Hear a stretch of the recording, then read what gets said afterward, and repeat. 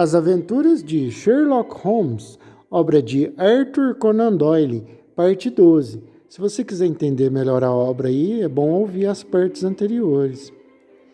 A cidade de Agra era um lugar grande. Os nossos poucos homens perdiam-se naquelas ruas estreitas e sinuosas. O nosso comandante atravessou o rio e tomou posição no velho forte de Agra. Não sei se algum dos senhores já leu ou ouviu alguma coisa sobre esse forte. É um lugar muito esquisito, estranho, o mais estranho que já vi. E olhe que já me meti em cantos muito esquisitos. Em primeiro lugar, é enorme. Acho que o terreno murado tem muitos acres e acres. Há uma parte construída recentemente que abrigou a nossa guarnição, além de mulheres, crianças, mantimentos e tudo mais, e ainda sobrou muito espaço. Mas essa parte não é nada se comparado ao tamanho da antiga, onde ninguém vai e que está abandonada aos escorpiões e bichos de toda espécie. Tem enormes salas desertas, corredores sinuosos, compridos lá dentro, de modo que as pessoas podem se perder facilmente ali. É por isso que raramente alguém entra lá, mas de vez em quando um grupo com tochas ia até lá para exploração. O rio banha a frente do forte e assim o protege, mas dos lados e atrás existem muitas entradas que precisavam ser vigiadas, tanto no forte antigo como no novo, onde estavam aquarteladas as nossas tropas. Tinham pouca gente, uma quantidade de homens que mal dava para vigiar os cantos dos prédios e para usar os rifles. Portanto, era impossível manter uma guarda eficiente em cada um dos inúmeros portões. O que fizemos foi organizar uma casa de guarda central no meio do forte e deixar cada portão sob a responsabilidade de um branco e 2 ou 3 nativos. Eu tinha sido escolhido para fazer sentinela durante certas horas da noite, numa porta isolada no lado sudoeste do prédio. 2 Sikhs estavam sob o meu comando, e eu tinha ordem de atirar a menor suspeita para que viesse logo um auxílio da guarda central. Mas, como a guarda ficava a uns 200 passos de distância e ainda havia entre nós um labirinto de passagens e corredores, eu duvidava que chegassem a tempo de fazer alguma coisa em caso de ataque. Eu estava muito orgulhoso de ter esse pequeno comando, já que eu era um recruta inexperiente e, além do mais, aleijado. Durante 2 noites fiquei de sentinela com os meus 2 hindus. Eram altos, rapagões de aparência feroz, Mahomed Sig e Abdullah Khan, ambos guerreiros experientes que tinham pegado em armas contra nós em Chilian Halá. Falavam inglês razoavelmente bem, mas pouca coisa conseguia arrancar deles. Preferiam ficar juntos e bater papo a noite inteira no seu estranho dialeto sikh. Eu costumava ficar do lado de fora do portão olhando o rio largo e sinuoso lá embaixo e as luzes trêmulas da cidade. O rufar dos tambores, o ruído dos tantãs hindus e os gritos dos rebeldes, bêbados de ópio e fumo, eram suficientes para lembrar-nos durante a noite inteira dos perigos vizinhos do outro lado do rio. De 2 em 2 horas, o oficial de serviço costumava fazer a ronda dos postos para ver se estava tudo bem. A terceira noite de sentinela estava escura e suja, com uma chuva miúda impertinente. Era muito maçante ficar em pé no portão horas e horas num tempo daqueles. Tentei várias vezes fazer os sikhs falarem, mas sem muito sucesso. Às 2 horas, as rondas passaram e quebraram por um momento a monotonia da noite. Vendo que os meus companheiros não queriam conversa, peguei o meu cachimbo e pousei o mosquete para acender um fósforo. Num instante, fui subjugado pelos 2 sikhs. Um deles pegou a minha arma e apontou-a para minha cabeça, enquanto o outro encostou um punhal na minha garganta e jurou entre dentes que o enterraria se eu desse um passo. O meu primeiro pensamento foi que eles estavam combinados com os rebeldes e que aquilo era o início de um assalto. Se a porta caísse nas mãos dos soldados hindus, o local teria de se render e as mulheres e crianças seriam tratadas como em Cawnpuri. Talvez os senhores estejam pensando que quero me justificar, mas dou-lhes a minha palavra de que, quando pensei nisso, mesmo sentindo na garganta a ponta do punhal, abri a boca para gritar e chamar a guarda, ainda que aquele fosse o último som que me saísse da garganta. O homem que me segurava parece que adivinhou o meu pensamento, porque, mesmo enquanto eu tentava me livrar dele, murmurou: "Não faça nenhum barulho. O forte está bastante seguro. Não há cães rebeldes deste lado do rio." Suas palavras pareciam sinceras e eu sabia que, se levantasse a voz, eu seria um homem morto. Portanto, esperei em silêncio para saber o que queriam de mim. "Escute, Sahib", disse o mais alto e feroz, o que se chamava Abdullah Khan. "Ou você se torna um dos nossos agora, ou tem de ser silenciado para sempre. O negócio é grande demais para que hesitemos. Ou você passa para o nosso lado, de corpo e alma, jurando pela cruz dos cristãos, ou o seu corpo esta noite vai ser jogado no fosso e nós passaremos por cima dele para nos juntarmos aos nossos irmãos do exército rebelde. Não há meio termo, escolha, viver ou morrer. Só podemos dar-lhe mais 3 minutos para decidir, porque o tempo está passando e tudo tem de ser feito antes que a ronda passe de novo." "Como posso decidir?" perguntei. "Vocês não disseram o que querem de mim, mas desde já lhes digo que, se for alguma coisa contra a segurança do forte, não vão conseguir nada. Pode guardar a faca e tratar da vida." "Não é nada contra o forte", disse ele. "Apenas lhe pedimos que faça aquilo que os seus patrícios vêm fazer aqui. Queremos torná-lo rico.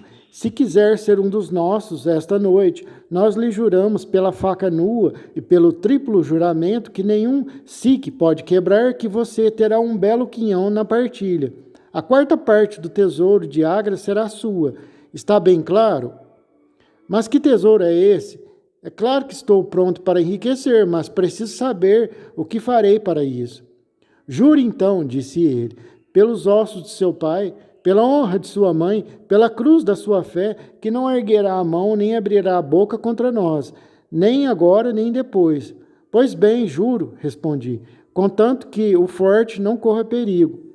"Então meu companheiro e eu juramos também que você terá a 4ª parte do tesouro, que será dividido igualmente entre nós 4.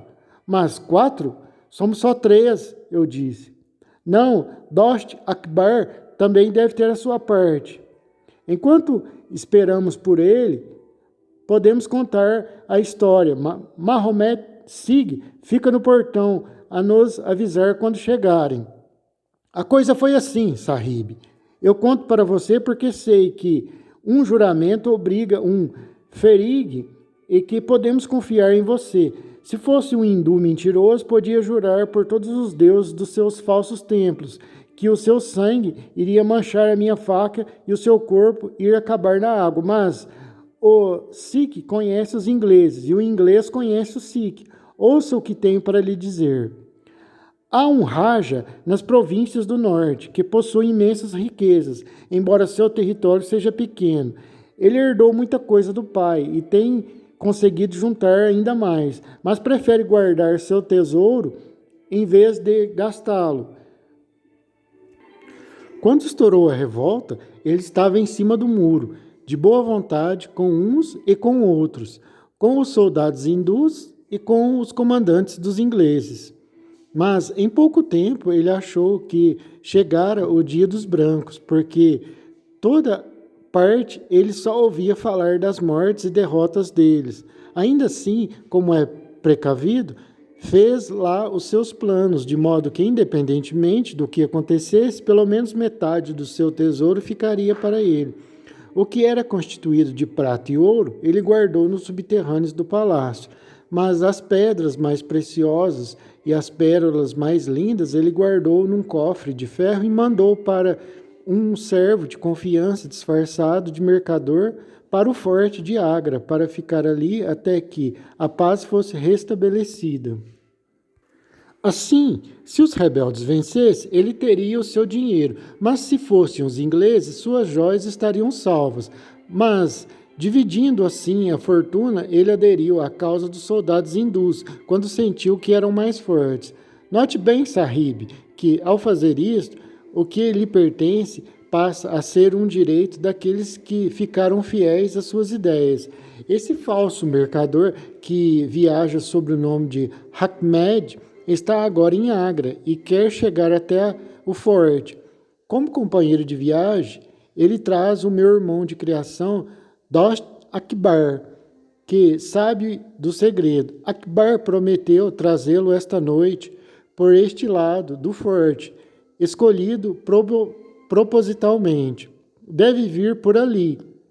E aqui vai encontrar Mahomet e eu. O lugar é deserto e ninguém deve saber da sua chegada. Ninguém mais no mundo saberá que Ahmed é o grande tesouro do Raja, será dividido entre nós. O que acha disto, Sahib?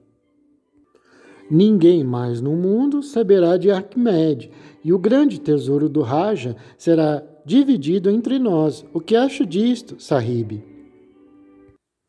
Veja bem, em Worcestershire, a vida de um homem parece ser uma coisa importante e sagrada. Mas é muito diferente quando em torno da gente só há fogo e sangue, e você já se acostumou a ver mortos a todo instante.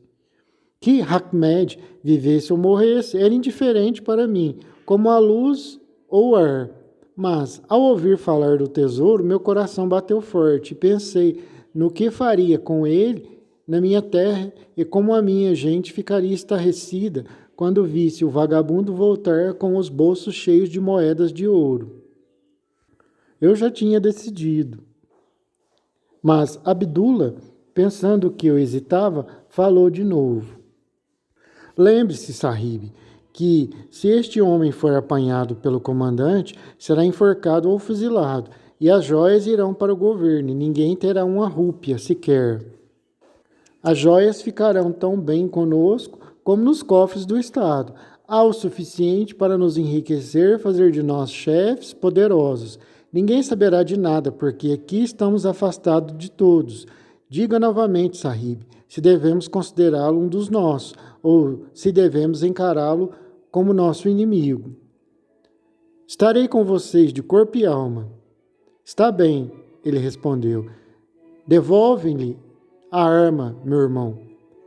Bem vê que confiamos em você, porque a sua palavra, como a nossa, não pode ser quebrada agora. Só precisamos esperar meu irmão e o mercador.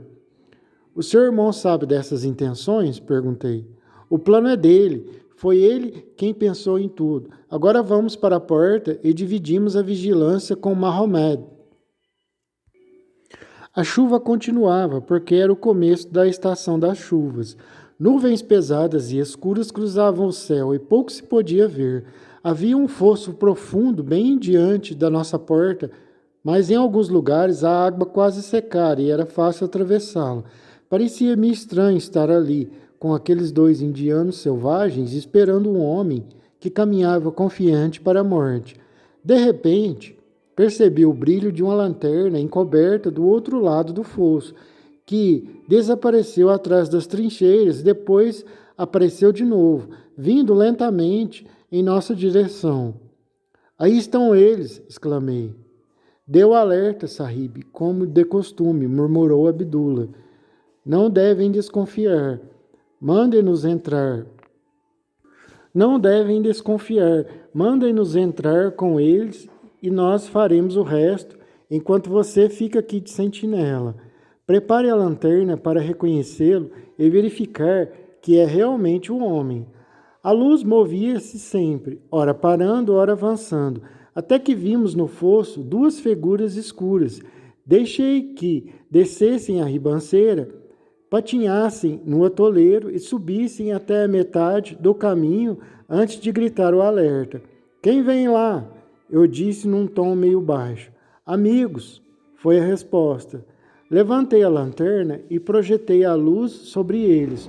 O primeiro era um sikh enorme, com uma barba preta que ia até a cintura. A não ser em exposição, nunca vi um homem daquela altura. O outro era um sujeito baixo, gordo, redondo, com um grande turbante amarelo e um embrulho na mão, coberto com um chale. Parecia tremer de medo, porque as mãos se agitavam como se ele estivesse com malária, e virava a cabeça para a esquerda e para a direita, com os olhinhos brilhantes piscando como um rato quando se arrisca a sair do seu buraco. Fiquei arrepiado ao pensar que iam matá-lo, mas lembrei-me do tesouro e o meu coração ficou duro como uma pedra. Quando ele viu que eu era branco, deu um grito de alegria e veio correndo na minha direção. Imploro a sua proteção, Sahib, a sua proteção para o infeliz mercador Ahmed. Atravessei toda Rapontana em busca de abrigo no forte de Agra. Fui roubado, espancado e enganado por ser amigo da companhia. Bendita seja esta noite em que mais uma vez consigo segurança para mim e para minhas poucas posses. O que tem nesse embrulho? Eu perguntei. Uma caixa de ferro com umas lembranças de família que não tem valor algum para outras pessoas, mas que eu lamentaria perder. Mas não sou um mendigo e eu recompensarei, Sahib, e ao seu governador também, se quiserem dar a minha proteção que imploro. Juro que eu não conseguiria me conter se falasse mais tempo com aquele homem. Quanto mais olhava para sua cara gorda, assustada, mais difícil me parecia assassiná-lo a sangue frio. Era melhor acabar com aquilo. Levem-no à casa da guarda, eu disse. Os 2 Sikhs ficaram ao lado dele e o gigante foi andando atrás. E entraram pelo portão escuro. Nunca vi ninguém caminhar para a morte tão calmamente. Fiquei no portão com a lanterna. Eu podia ouvir os passos ressoando pelos corredores desertos. De repente, os passos cessaram e eu vi vozes, ruído de luta e de pancadas. Pouco tempo depois ouvi, aterrorizado, o barulho de uma correria vindo na minha direção e a respiração ofegante de um homem que corria. Virei a minha lanterna para a passagem e vi o homem gordo correndo, como um vento. E atrás dele, saltando como um tigre, o Sikh grande de barba negra, com uma faca reluzindo nas mãos. Nunca tinha visto alguém correr tanto como aquele homenzinho. Ele estava quase escapando do Sikh e eu vi que se conseguisse passar por mim e chegar do lado de fora, ele fugiria. Senti que meu coração amolecia, outra vez de piedade do homem. Mas novamente a lembrança do tesouro voltou a endurecê-lo. Quando ele passou por mim correndo, meti-lhe o rifle entre as pernas e ele rolou como um coelho abatido. Antes que puder levantar-se, o Sikh estava sobre ele e o dera algumas facadas, o matando. O homem não deu um gemido, nem moveu um músculo, ficou onde caíra.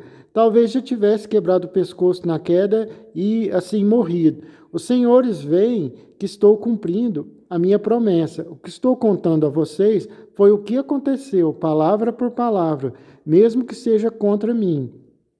Ismael parou e estendeu as mãos algemadas para pegar o copo com água que Holmes tinha preparado para ele. Eu estava horrorizado com o homem, não só pelo caso tenebroso que ele narrara, como também pelo cinismo e petulância com o que eu fazia. Era um assassino, sim, um cruel assassino. Matar um homem, ele com seus comparsas mataram um homem cruelmente por causa de dinheiro. Merecia prisão perpétua. Era um cruel assassino, eu pensei. Qualquer que fosse o castigo que o aguardasse, eu sabia que ele nunca teria a minha benevolência.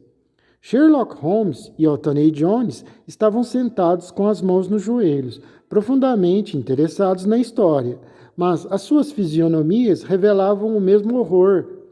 Ismael deve ter notado que todos nós estávamos enojados da sua figura, porque daí em diante eu percebi um tom de desconfiança na sua voz, e sua atitude também mudou.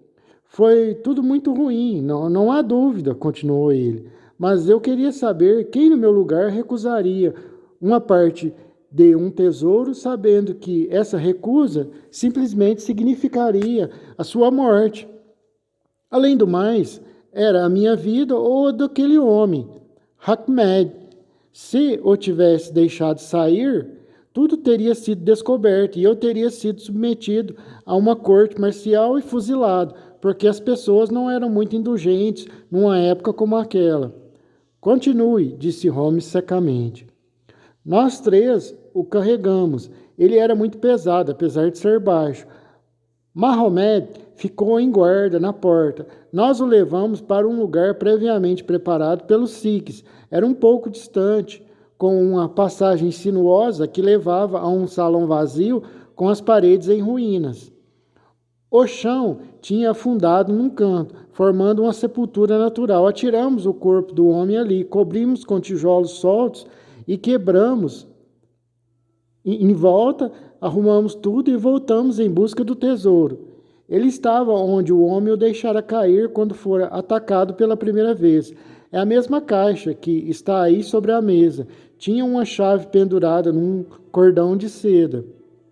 Quando abrimos, a luz da lanterna fez brilhar uma coleção de pedras preciosas de que eu só tinha ideia pela leitura dos romances quando era rapazinho em Perthshire. Seu brilho cegava. Depois de admirar as joias, nós atiramos da caixa e fizemos uma lista.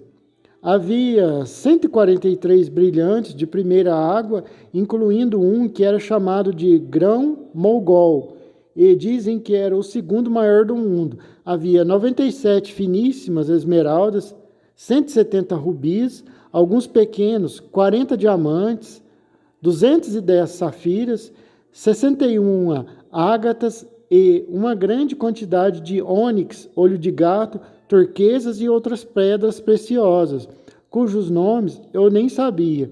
Além disso, havia quase 300 pérolas finíssimas, 12 das quais montadas numa pequena coroa.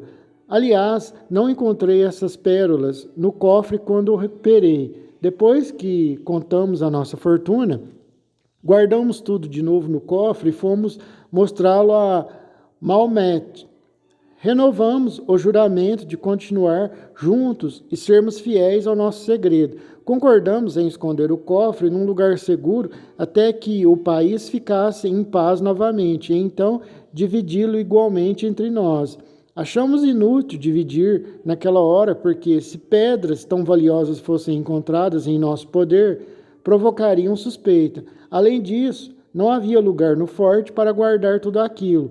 Levamos o cofre para o mesmo salão onde tínhamos deixado o cadáver e ali, sobre alguns tijolos da parede, mas bem conservada, fizemos um buraco e guardamos o tesouro. Marcamos com atenção o lugar e no dia seguinte fiz 4 mapas, um para cada um de nós, com o sinal dos 4 no fim, porque tínhamos jurado agir sempre unidos para que nenhum ficasse prejudicado. Foi este juramento que, com a mão no coração, garanto nunca ter quebrado. Não vale a pena contar aos senhores sobre a revolta. Depois que Wilson tomou Derry e Sir Colin liberou Lucknow, o resto aconteceu depressa. Chegaram novas tropas e Nana Sahib desapareceu da fronteira. Um destacamento de atiradores foi para Agra e expulsou os Pandjas. Parecia que o país ia se pacificando, e nós 4 começávamos a ver se aproximar a hora em que poderíamos dar o fora com o nosso tesouro em segurança. Mas, quando menos esperávamos, fomos presos pelo assassinato de Hackmet. Foi assim, quando Raja entregou as joias a Hackmet, sabia que ele era um homem de toda confiança, mas, como as pessoas no Oriente são muito desconfiadas, o Raja destacou um segundo servo ainda mais fiel para vigiar o primeiro. O segundo homem tinha ordem de não perder Hackmet de vista e seguiu-o como uma sombra. Naquela noite, ele o viu entrar por aquele portão sob a minha guarda. Pensou que ele tivesse se refugiado no forte e entrou também no dia seguinte, mas não conseguiu descobrir nenhum vestígio de Hackmet. Achou aquilo muito estranho e falou sobre isso com o sargento, que o repetiu ao comandante. Foi feita uma busca completa e descobriram o cadáver. Assim, quando pensávamos estar seguros e ricos, fomos presos e julgados por assassinato. Nós 3, porque éramos as sentinelas de guarda no portão naquela noite. E o 4º, porque souberam que estava junto com a vítima, o grandão. Não foi dita nenhuma palavra a respeito das joias. durante o julgamento, porque o Raja havia sido deposto e fora expulso da Índia. Ninguém se interessava mais por ele. Mas o assassinato foi esclarecido e os 4 dados como coniventes no crime. Os 3 sikhs foram condenados a trabalhos forçados perpétuos, enquanto eu fui condenado à morte, mas depois minha pena foi comutada e passou a ser igual à dos meus camaradas. A situação em que ficamos era singular. Os 4 amarrados por uma perna, com muito poucas possibilidades de sair, embora cada um de nós tivesse um segredo que nos permitiria viver num palácio se pudéssemos utilizá-lo. Era desesperador ter de sofrer as provações e maldades de que qualquer burocrata insignificante comer arroz e beber água com uma fortuna fantástica esperando do lado de fora. Não sei como não enlouqueci, mas sempre fui teimoso e por isso me submeti e fui aguentando e esperando uma oportunidade. Finalmente, ela parecia ter chegado. Fui transferido de Agra para Madras e de lá para Blair Island, nas Ilhas Andamãs. Há muito poucos degredados brancos nesta guarnição e, como desde o início me comportei bem, em pouco tempo passei a gozar de certos privilégios.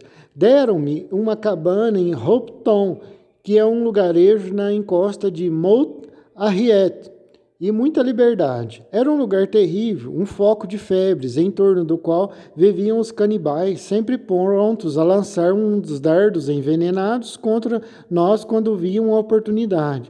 Tínhamos de cavar fossos, plantar inhame e fazer mais uma dúzia de coisas, e com isso ficávamos ocupados o dia inteiro. Mas no fim da tarde, tínhamos um pouco de tempo livre. Entre outras coisas, aprendi a preparar remédios com o médico e absorvi um pouco dos conhecimentos dele. O tempo todo eu procurava uma oportunidade de fugir, mas o lugar ficava a centenas de quilômetros e quase não havia ventos naqueles mares, de modo que era dificílimo sair de lá. O médico, Dr. Somerton, era um rapaz divertido e outros oficiais, jovens como ele, reuniam-se no alojamento dele à tarde para jogar cartas. O gabinete onde eu costumava preparar os remédios ficava contíguo à sala dele, separado apenas por uma pequena janela. Quando me sentia muito só, ia para lá, apagava a luz e ficava ali, vendo-os jogar e ouvindo a conversa. Eu gosto muito de jogo, e ver outros jogarem já era para mim um prazer.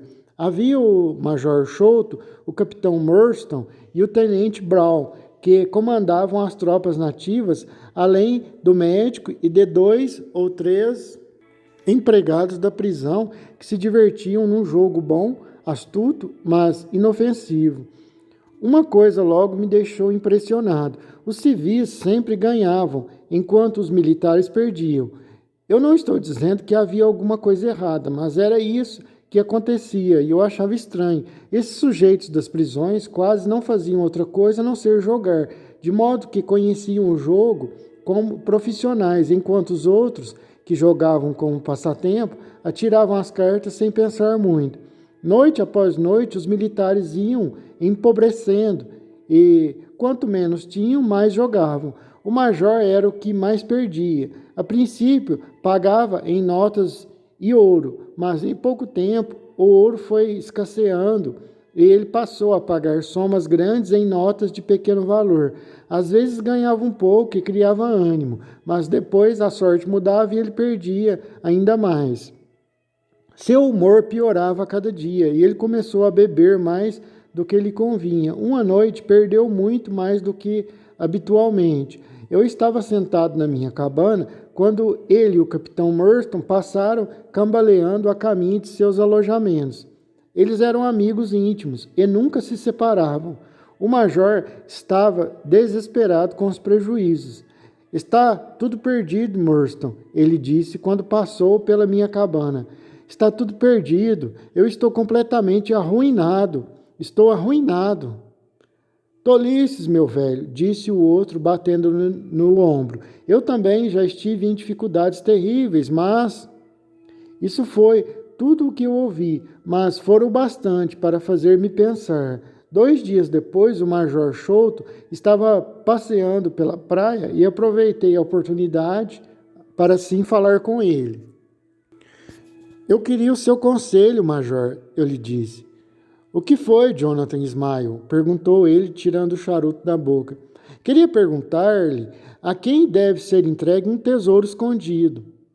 Eu sei onde está um, que vale $500.000, e como não posso utilizá-lo, pensei que o melhor seria entregá-lo às autoridades e talvez isso servisse para a redução da minha pena.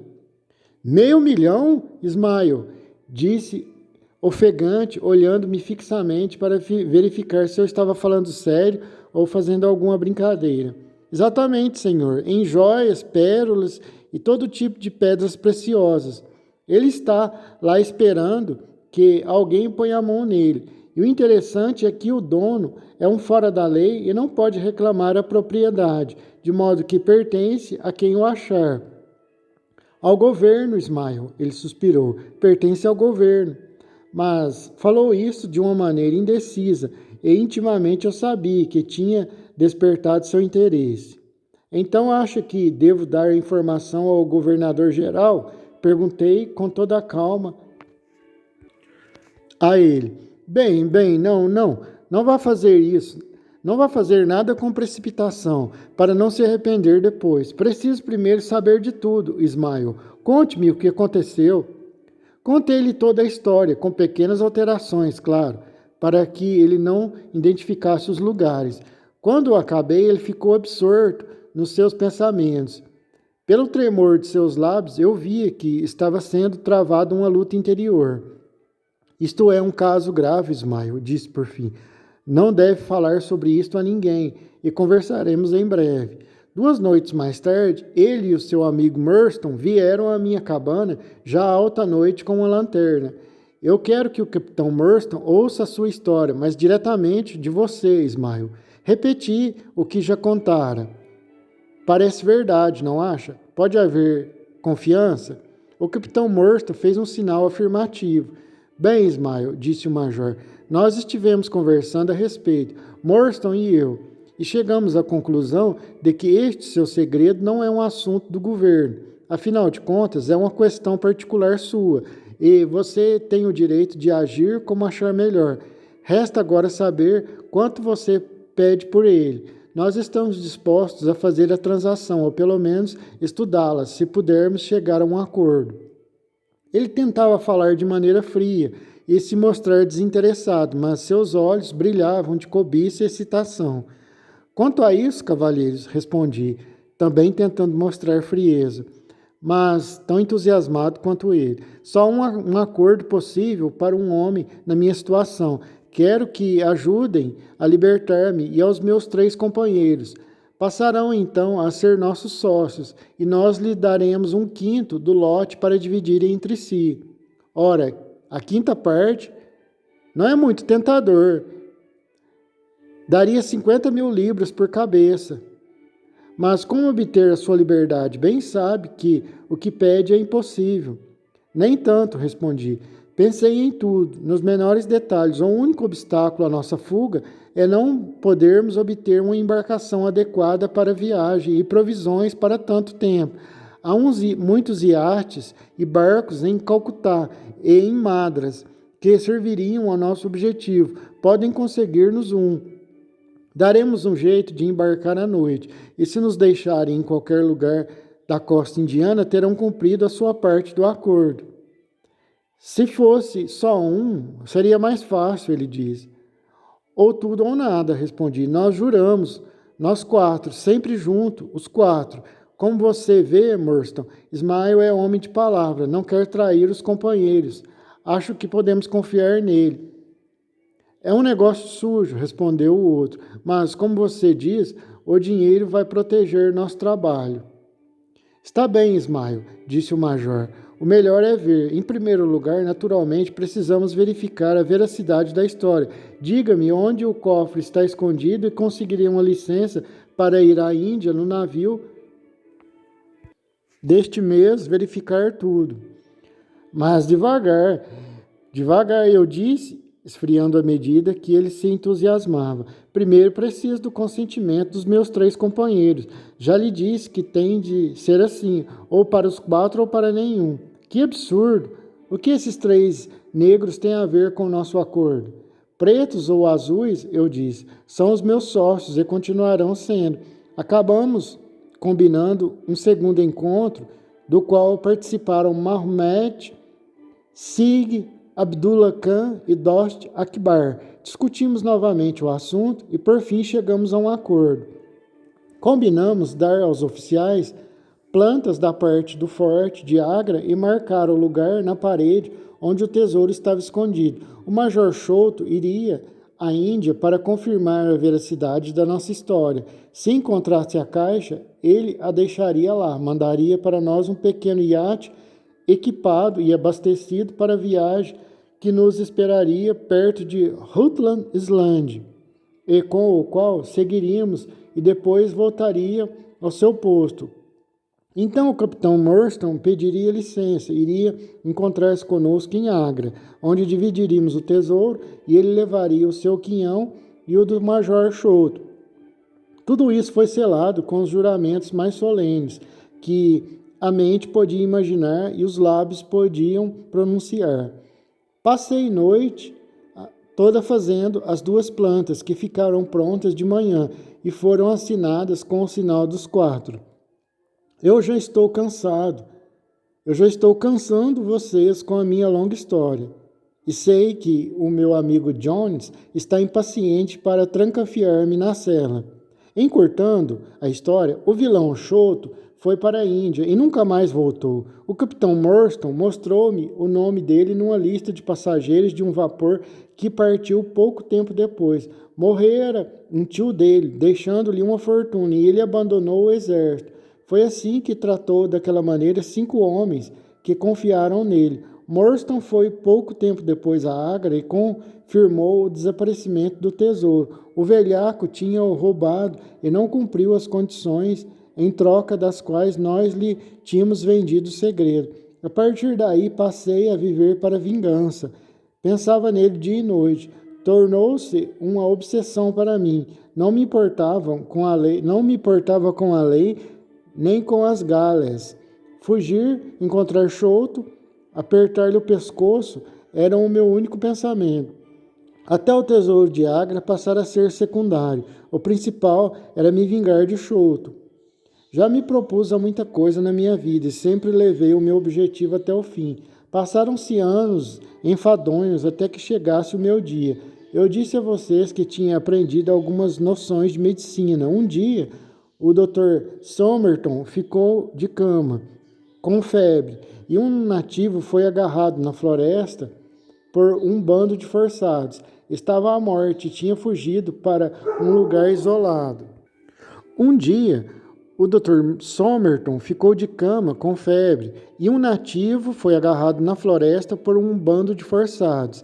Estava à morte e tinha fugido para um lugar isolado a fim de morrer tranquilo.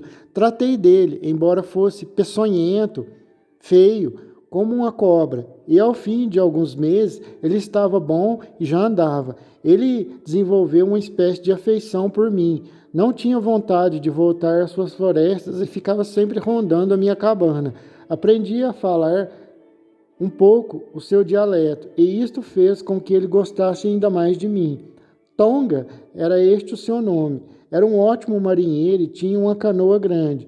Quando vi que era muito dedicado e faria tudo para me agradar, tive esperança de poder fugir. Conversei com ele a respeito. Combinamos que ele traria a canoa numa determinada noite até um velho cais que nunca era vigiado, e ele me apanharia ali.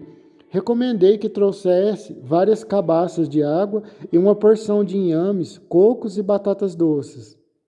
Ele era fiel e sincero, o pequeno Tonga. Nenhum homem jamais teve camarada mais fiel. Na noite combinada, a canoa estava no cais, mas, por acaso, havia uma sentinela ali, um patã perverso que nunca perdia uma oportunidade de me insultar ou prejudicar. Sempre desejei vingar-me e agora surgia a ocasião.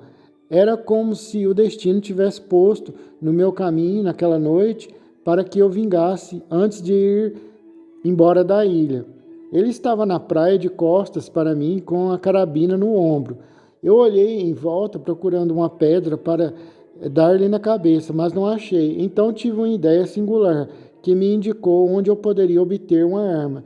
Sentei-me na escuridão e desamarrei a minha perna de pau.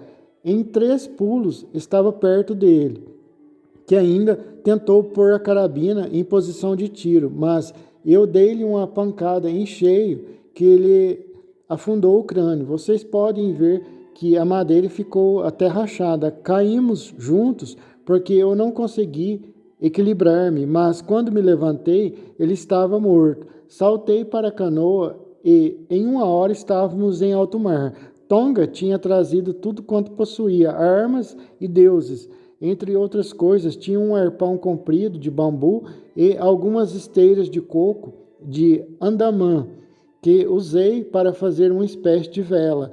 Durante 10 dias ficamos vagando, confiando na sorte. No 11º fomos recolhidos por um navio mercante que ia de Singapura para Jeddah, levando peregrinos malaios. Era um grupo singular e em pouco tempo fizemos camaradagem com eles. Tinham uma grande qualidade, deixavam-nos à vontade e não faziam perguntas. Se eu fosse contar todas as minhas aventuras e incidentes de viagem, ficaríamos aqui até amanhã. Andamos de um lado para o outro e sempre acontecia alguma coisa que nos afastava de Londres. Mas nunca deixei de pensar no meu objetivo. Chegava a sonhar com Chouto. 1000 vezes o espanquei em sonho. Finalmente, há uns 4 anos, chegamos à Inglaterra. Não foi difícil descobrir onde ele morava e tratei de saber se ele tinha vendido o tesouro ou se ainda o conservava. Fiz amizade com uma pessoa que podia me ajudar. Evito dizer nomes porque não quero deixar mais ninguém em apuros e descobri que as joias ainda estavam com ele. Tentei aproximar-me de Chouto, mas ele vivia muito bem protegido por 2 capangas, além dos filhos e do Kitmugar. Mas um dia eu soube que ele estava à morte. Corri imediatamente para o jardim, com medo de que ele morresse com o seu segredo. Olhei para a janela e o vi na cama, com os filhos ao seu lado. Eu teria entrado pronto para lutar com os 3, mas quando olhei para ele, o queixo estava caído e vi que tinha morrido. Entrei no quarto nesta mesma noite para ver se os seus papéis haviam neles alguma indicação do lugar onde as joias estavam escondidas. Não havia uma linha. Voltei desesperado, como era natural. Antes de ir embora, lembrei-me de que algum dia me encontrasse com os meus amigos sikhs, eles teriam ao menos a satisfação de saber que eu tinha deixado algum sinal do nosso ódio. Assim, rabisquei o sinal dos 4, como estava na planta, e preguei-o no peito dele. Era demais que ele fosse para o túmulo sem uma lembrança dos homens que ele tinha roubado e atraiçoado. Vivemos durante esse tempo todo do dinheiro que ganhava nas feiras, exibindo o pobre Tonga como canibal, fazendo-o comer carne crua e dançando as suas danças de guerra. Eu ia acompanhando, mesmo de longe, o que acontecia em Podcherry Lodge, e durante alguns anos não houve novidades, a não ser o fato de que andavam procurando o tesouro. Mas finalmente chegou a notícia que eu esperava há tanto tempo. O tesouro fora encontrado. Estava no alto da casa, no laboratório de Bartolomeu Chouto. Fui logo até lá e dei uma olhada no local, mas não sabia como eu iria subir com a minha perna de pau. Entretanto, eu soube que havia um alçapão no telhado e também à hora da ceia, o senhor Chouto.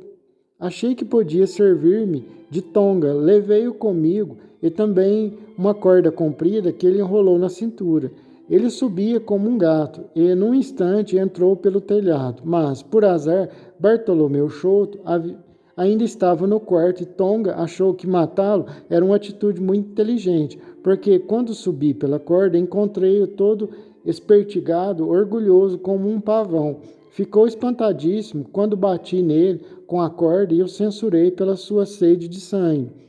Peguei o cofre, atirei-o para fora e escorreguei pela corda, deixando antes sobre a mesa o sinal dos 4 para mostrar que as joias tinham finalmente voltado para aqueles que tinham mais direito a elas. Tonga então puxou a corda, fechou a janela e voltou por onde entrara. Acho que não tenho mais nada para contar. Eu tinha ouvido um marinheiro falar da velocidade da lancha de Smith, a Aurora, e pensei logo que seria a embarcação ideal para nossa fuga. Combinei com o velho Smith e prometi-lhe uma soma considerável se nos pusesse a salvo no navio.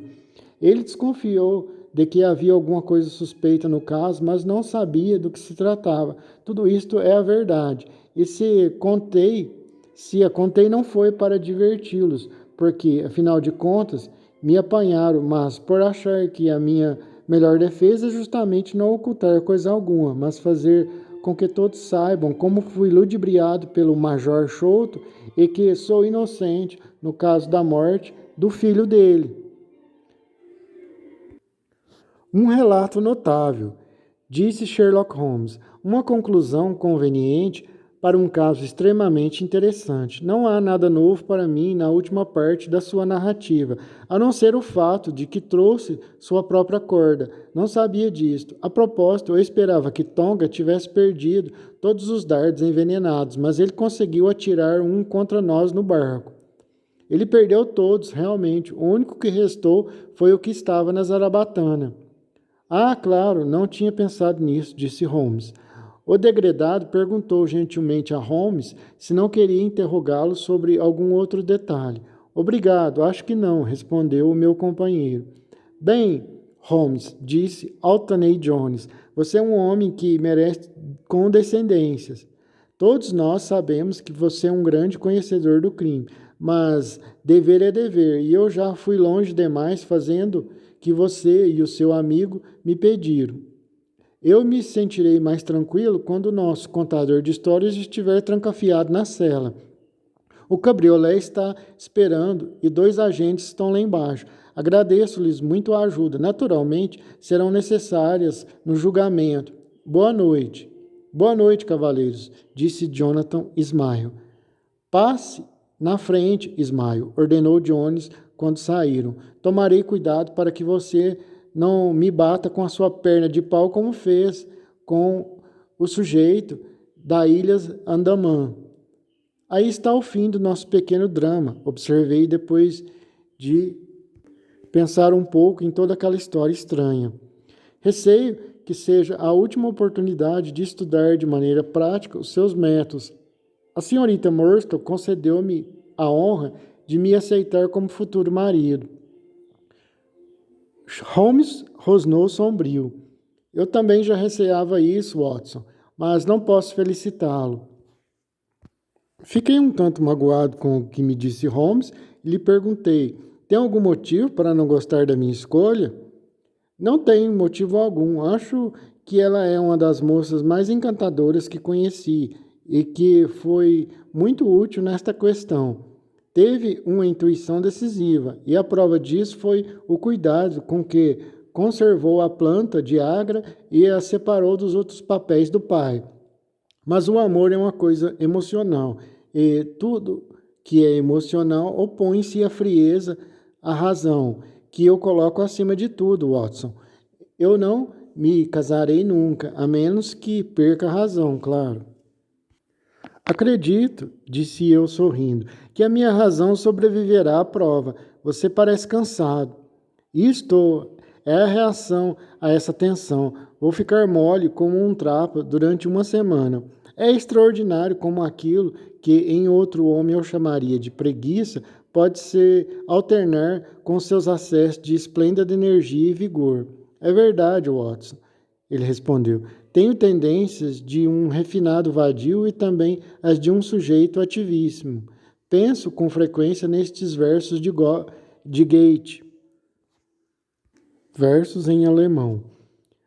Aliás, a propósito desse caso de Norwood, você viu que eles tinham um aliado dentro de casa que só podia ser Lawhall, o copeiro, de modo que Jones realmente teve a honra exclusiva de apanhar um peixe na sua rede. Não concordo, Holmes. O oficial Anthony Jones não fez coisa alguma, a divisão não me parece justa. Foi você que fez o trabalho todo. Eu arranjei nele uma esposa. Jones fica com o mérito. O que sobra para você, Sherlock? Para mim, Watson, fica a felicidade de colocar um assassino como Jonathan Smile atrás das grades, disse ele, estendendo sua comprida mão branca para apanhá-la. Para mim, fica a satisfação de prender, de colocar atrás das grades um assassino como Jonathan Smile, disse Holmes, estendendo a sua mão comprida e branca para eu apertá-la.